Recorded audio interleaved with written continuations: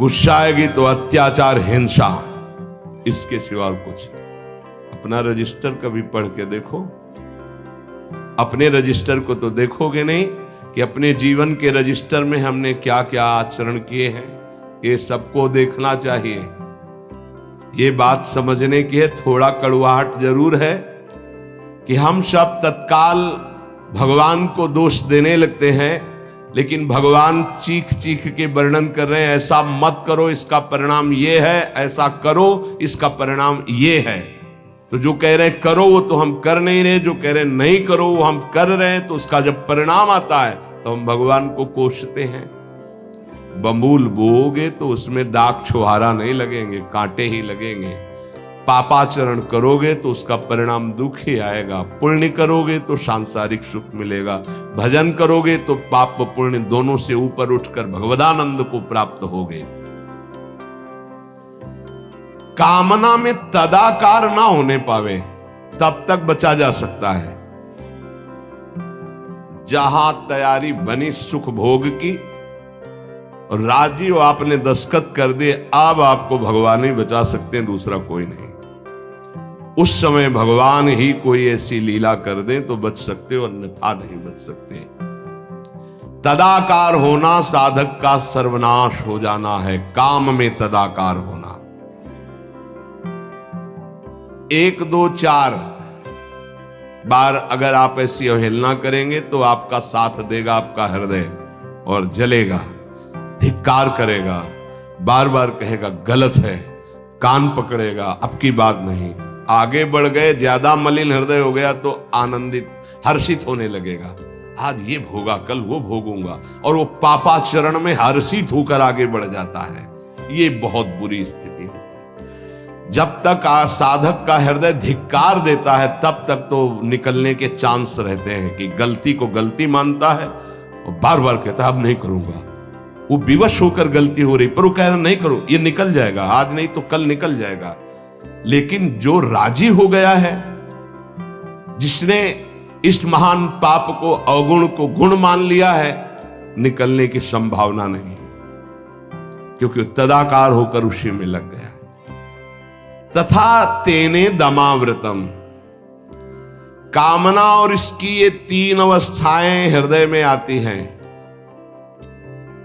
जो साधक ये जानता है, सुनकर के ये मानता है कि कामना में, भोगों में सुख नहीं है, भगवान कह रहे हैं, संत कह रहे हैं, शास्त्र कह रहे हैं, कामना का त्याग करने से ही शांति और सुख मिलेगा। त्यागात् शान्तिरन्तरम्। कामना आते ही फूंक मार दो तो धुआं नहीं बढ़ पाएगा और दूसरी दशा नहीं आ पाएगी, दूसरी स्थिति काम पैदा नहीं कर पाएगा। वो दर्पण में मैल, तीसरी में तो सवाल ही नहीं उठता कि बच जाओ। परमार्थ का रुचि रखने वाला साधक कामना को पहचानना सीखे और जहां काम अंदर आवे तत्काल उसको नष्ट करना सीखे। नष्ट करने का उपाय है नाम कीर्तन, भगवत गुणगानवाद, सत्संग, श्रवण। किसी संत के समीप तत्काल बैठ जाओ, किसी साधक के समीप और चर्चा करने लगो। काम की नहीं, भगवत चर्चा। ये भी बताने की जरूरत नहीं कि मेरी स्थिति गड़बड़ है, थोड़ा मुझे कुछ नहीं, उसकी चर्चा नहीं। अगर ऐसा बोले तो उसकी सत्ता दृढ़ होगी।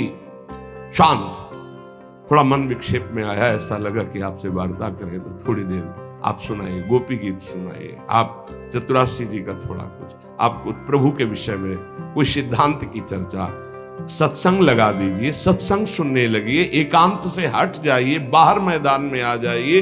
तो किसी भी तरह से आपको उस समय बदलना है, चिंतन बदलना है। भगवान ने काम की 3 अवस्थाओं का वर्णन किया।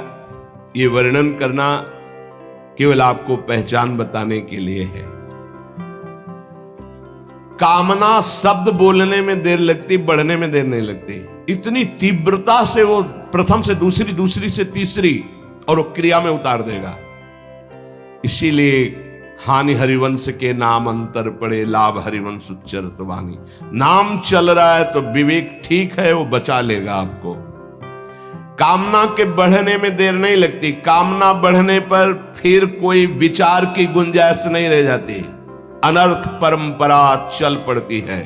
पाप, संताप, दुख, कामना, फिर ऐसा कि आप 100 बार कसम खाएंगे फिर वहीं फिसल कर खड़े हो जाएंगे। देख लीजिएगा, 1000 बार प्रतिज्ञा करेंगे, एक नहीं 1000 बार, और काम वहीं रौंद के गिरा देगा पक्का। पहली कदम पर यदि से रोकना सीख गए तो बाहर निकल जाएंगे। और हरि शरणागत है तो निकलना तो पड़ेगा ही, वहां टिकने तो देंगे नहीं। हरि इतने कृपालु है, पक्का जलाकर तुम्हारे हृदय को वहां से भगाएंगे, पक्का भगाएंगे। नहीं नहीं, आज से अब नहीं, ऐसी गलती नहीं करूंगा, ऐसी गलती नहीं करूंगा, हे प्रभु क्षमा कर दो। चलो, और जहां फिर क्षमा हुआ, फिर वो जब हृदय में उमगन आई तो फिर उधर ही की तरफ भागता है। फिर वो ऐसी दीवाल बनवाते हैं, चुनवाते हैं आसपास कि रास्ता बचेगा तो एक ही, हरि शरणम, दूसरा रास्ता नहीं।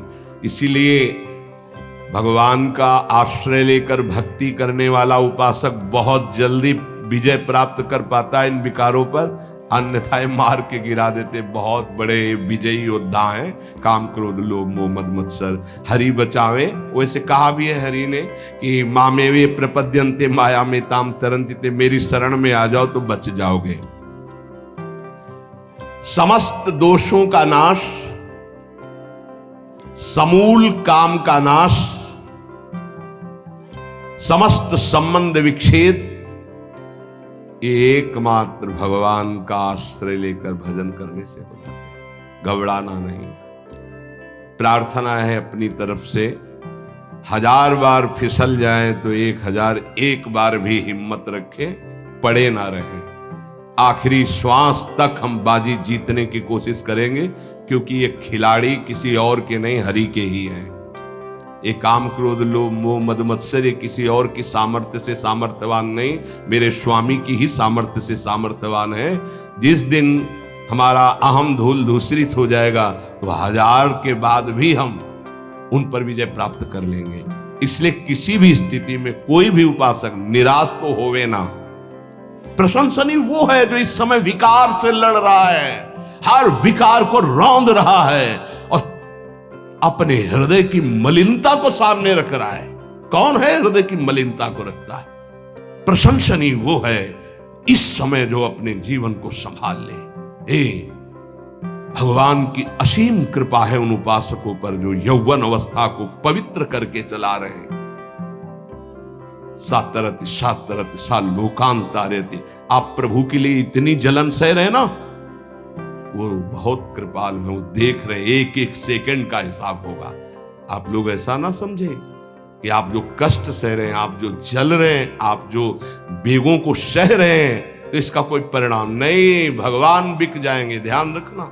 वो देख रहे हैं, उनके लिए तुम सह रहे हो, उनके लिए सह रहे हो। समस्त विषयों का आक्रमण साधकों के हृदय में, तो क्या जाने विषय पुरुष, जो मनाया सो खा लिया, जो मनाया देख लिया, जो मनाया भोग लिया, जो मनाया सूंघ लिया। चलो एक साइड में आके देखो तब तुम्हें पता चलेगा। इसलिए हमारी प्रार्थना मानना, कभी भी किसी भी स्थिति में उदास, निराश और कदम पीछे मत हटाना। आखिरी श्वास तक योद्धा दुश्मन को परास्त करके विजय श्री की आशा रखता है, और हमारी आशा इसलिए पूरी होगी कि हमारे साथ प्रियालाल है। नागरी दासी जन्म जितायो, बलिहारी बलिहारी। ये क्या जाने, ये तो जरा सा छींक दोगे तो तैयार हो जाएंगे हो हल्ला मचाने में। ये साधना जानते हैं क्या? ये चढ़ाई चढ़े हैं क्या? कि फिसलने वाला कितना मेहनती होता है, जो चढ़ के जाना चाहता है फिसल रहा है, उसे कौन जानता है। इसीलिए बड़े बड़े महापुरुष इस बात को, साधकों को प्रोत्साहन देते रहते। विषयी जी थोड़ी जानते, विषयी जी तो जरा सी बात हुई ना तो तोप बना करके, वो अपना रजिस्टर देखो पूरा काला, कभी नहीं वो देखेंगे लौट के। हाँ, एक बिंदु अगर कहीं छिट्टी आ गई है ना तो हो हल्ला मचा देंगे। साधक ऐसा साधक है।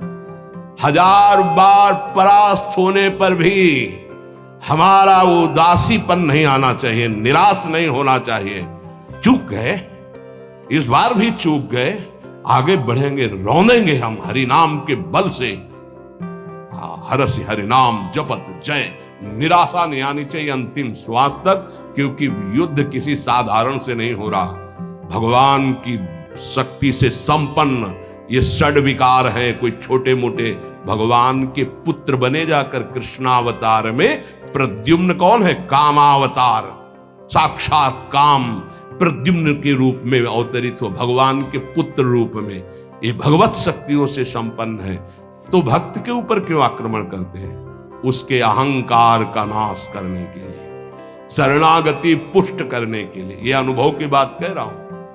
शरणागति में जहां कच्चाई होती तो ये वीर योद्धा घेरते हैं आसपास, तो हमारा मन भागता है प्रभु की शरण। त्राहिमाम, तो कहते आओ, हम ही ने तो लगाया है इनको, नहीं हम ना लगाते तो तुम अहंकार से फैल जाते, आओ।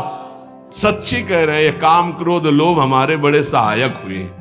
जब जब ये तीर कमान संधान किए तो भाग पड़े अपने लोग, हरीश शरणम, क्योंकि दूसरा रास्ता ही नहीं है। तो प्रणाम है इनको कि इन्होंने भगवान की शरणागति पुष्ट की, इन्होंने भगवान का आश्रय दिलाया। अगर ये जलाते नहीं तो इधर आना ही नहीं होता।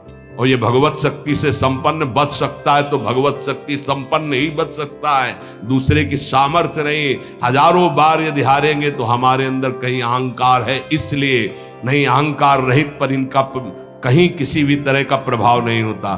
तो अहंकार रहित करने के लिए भगवान इशारा कर देते। देखो प्रश्न करके, तो क्या भगवान भ्रष्ट कराते हैं? वो कहते नामे भक्ता प्रणश्यति, किसी भी स्थिति में मेरे भक्त का नाश नहीं होता। भगवदाश्रय, नाम जप और बहुत सावधानी पूर्वक एक एक मिनट व्यतीत किया जाए